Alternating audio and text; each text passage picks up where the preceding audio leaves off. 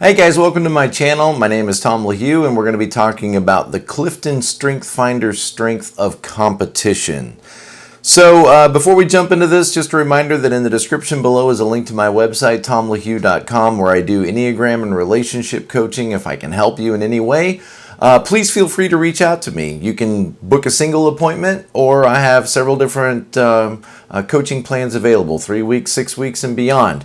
Also, I have a lot of different on-demand courses available, and I'd love for you to consider continuing your education and learning more about yourself and how to get along with others better.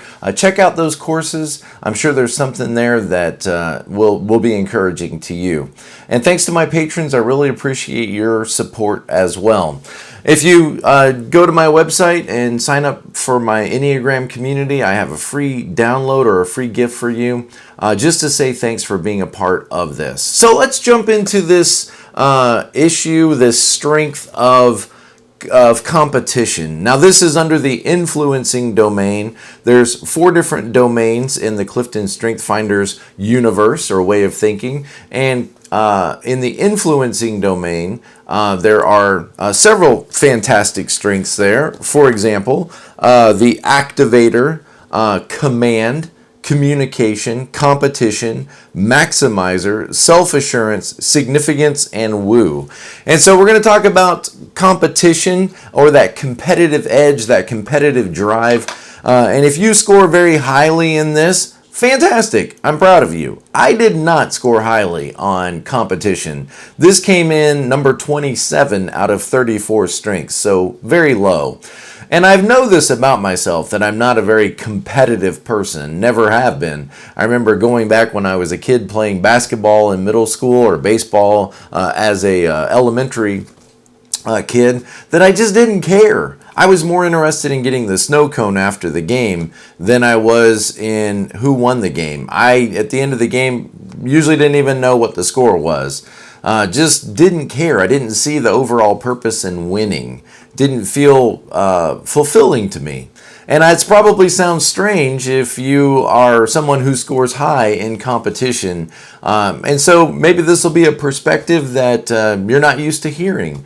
But let's talk about what the competition strength is. I got the little StrengthsFinder's card here, and it says, people who are exceptionally talented in the competition theme measure their progress against the performance of others.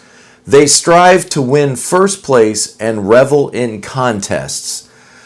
So this appears to be not just I want to do my best, not just I want to do better than I did last time, and not just in competition with yourself or your own scores or your own previous track record, but really looking at the abilities and the effectiveness of others and comparing yourself with other people to know where you stand.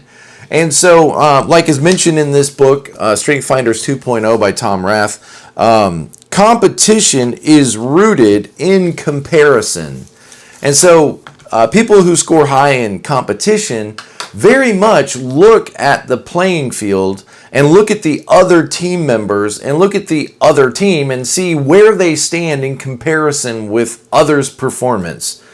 And so if you're high in competition, you're always looking around at others to see how they're doing, to then evaluate how you're doing in light of their performance. And this is just not the way I think at all. But I'm trying to understand it, okay? And maybe there's some really good things here that could help propel me forward if I could think a little more competitively. So here's what he says about, this is what it says about the card, on the card. I am, so this is a competitive person, I am aware of my competitors. So you're evaluating, their performance and how they're doing. And so in my mind, I get, the movie Rocky in my head. I think it's version 3 with the Dolph Lundgren, the battle between East versus West. That's kind of like playing in my head, that song from Survivor, The Burning Heart, and looking at your rival and comparing yourself. I also think of like Karate Kid, I think not of the main character, Daniel, Ralph Macchio, but the other guy, the blonde guy, a very competitive and evaluating your performance based on your competitor and how well they're doing. I will strive to win. I bring an aspiration to be the best. Well, there's nothing wrong with that. I mean, it's just, I guess I think more in terms of like better. I think like do better, be better, give more effort, improve. I guess I'm much more of an improving person than I am to be the best. I need to get ahead of other people. Of course, when you think about Enneagram types, you've got to think, as we read this, about Enneagram Type 3. I would imagine that Type 3s are going to be the most likely to score high in this competitive strength, as well as probably some 8s and maybe some 1s. But I think the motivations, and I know the motivations for those 3 different types are going to be very different. I don't see 9s, for example, or maybe even a lot of 7s or 6s, 2s. I don't see scoring high in this as much. Maybe if you're a 2-wing 3, that kind of thing, or a 4-wing 3, maybe like the sexual 4, maybe could be very comparison oriented. Some 4s, but I think a lot of us other types are much more collaborative, and that collaborative nature is going to make us be hesitant, creating the win-lose scenario or the win-lose environment. And if you are a person that scores high in competition, you probably do think very much in win-lose, in terms of win or loser. Like there's one winner and everybody else is just losers. And wow, that is not the way someone like me thinks, like a collaborative person. Also, I don't like conflict, and I could see where some people might sabotage their own efforts and allow other people to win because it's not important for me to win. They might feel like it's not important for me to win, and it is very important for you. And we could be more productive if you're not discouraged. I don't want you to be discouraged. And I could see 9s really, leaning into that, like and 2s, letting other people win so that they feel encouraged, so that the whole team moves forward, and that's a very collaborative way to think. And that is not the way somebody thinks, I think, who has, a very strong strength of competition. I bring an aspiration to be the best. Okay, I'm still stuck on that because I want to be better. I want to do better. I think you guys know after watching my videos that I want to be a better person. I want to work on self-improvement. I want to work on helping you be better people. I just don't think about trying to be the best. I don't feel like if I were to go to a round table with other people who are like me in whatever field I'm in, I come from a church background, right? So church ministry background. I don't think in any way that if I sit around that table and there's a guy who's very quote unquote successful, let's say I'm in a church of 200 people, okay? And that's kind of the average in my mind, 150, 200 people. And this guy's in a church of 1,000 people. And this guy, has a more stellar education than me. And this guy, has a radio ministry influencing, thousands of people or hundreds of thousands of people. I guess I might somewhat compare especially when I was younger, I would compare myself, but I would just think there's no future in this. This doesn't feel good. And there's my 7ness. It doesn't feel good to compare myself with people who are vastly ahead of me in those terms. And I don't feel like their success in any way implies anything about me. And maybe that's why I choke on this competition thing is I don't feel like your success implies in any way that I'm not successful in my own way. I feel like we can all be successful in our own ways. I feel like, that parable of the manager who hands out 5 talents to one and 2 talents to another and 1 talent to another, and each of them are supposed to multiply their talents. But it would be foolish for the person with 2 talents to compare themselves to the person who has 5 talents. The person who has 5 should go and make 10. The person who has 2 should go and make 4. Both are very successful. Why would the person with 2 talents put themselves down because they're not a person with 5 talents? And that's just the way my brain thinks about it. But I realize I don't score high in this. So I'm really wrestling with this. I'm really struggling and wrestling with this, which is, good, which is good. You're going to, if you score high in this, you're going to wrestle and struggle with one of the other strengths. That's something that doesn't come as natural to you. So I aspire to be the best. Yeah, I just don't. I aspire to be great. I aspire to be important. I aspire to be significant. I aspire to get along with others. I aspire to do better. I aspire to be creative. I aspire to work hard and make a difference, but I don't aspire to be the best. I don't compare myself with other people. And I'm not saying I'm better than people that do. I just notice this is something that's not the way I operate. I need peers for comparison and motivation. So would you not be motivated enough by just looking at getting better results? Wouldn't that motivate you enough? This is hard for me to grasp. Or just that I've got a to-do list that needs to get done. I've got stuff that I want to get done and I have goals that I want to accomplish. But this says I'm motivated by seeing my peers perform. I need to overperform or outperform them. And that feels like a win-lose, and I don't like win-lose. I like win-win. I like everybody wins. Everybody goes home, feels great. I don't want people to go home and feel like they lost. Wow. Okay.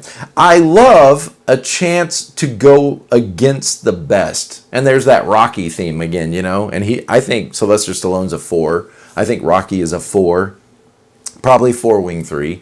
But that chance for the underdog to go against the, the first movie, to go against to be a competitor, and to go the distance. I hate coming in second. I don't. I don't. I'm proud I came in second. I'm proud I came in third.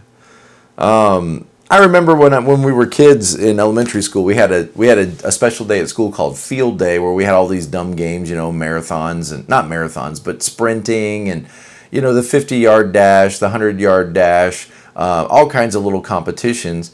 And there were 3 different ribbons that were handed out for each of those competitions. A blue one, first place, a red one, second place, and a yellow one for third place.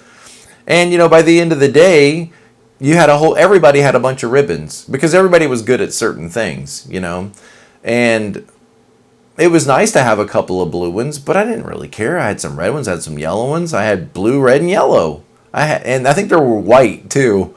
Maybe like if you competed for the kids that, just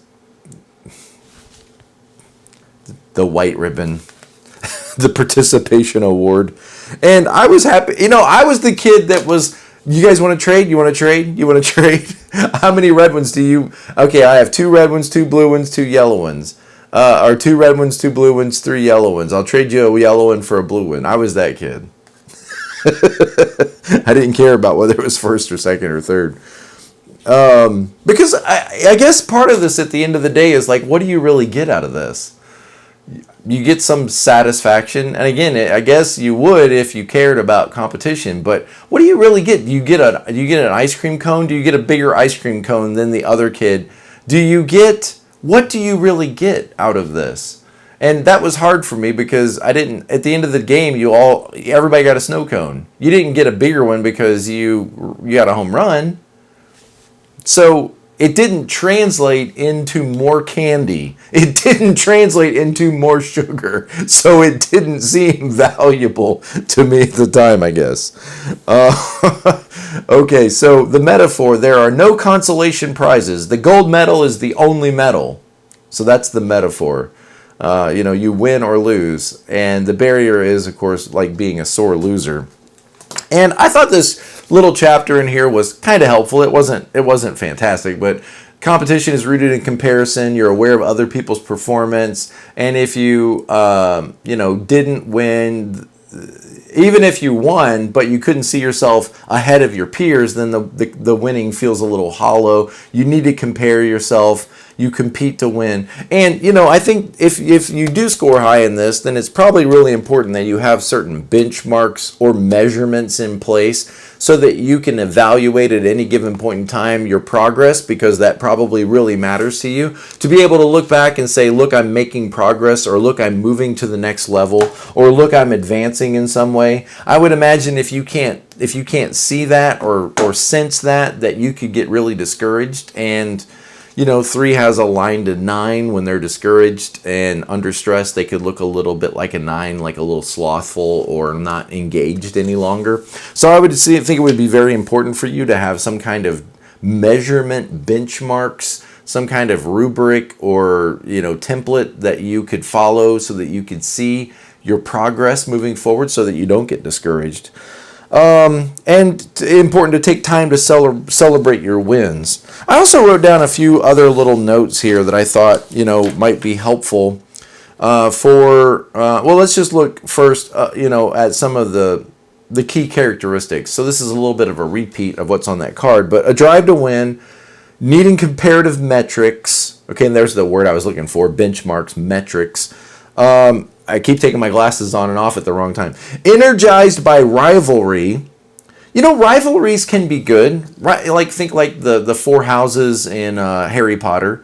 It could be good in corporations to have, maybe in fun ways, to have like this department versus this department, and divide people up into some departments and get some healthy, fun rivalry. Maybe it could motivate people to be a little more present, a little more effective, a little bit more resilient.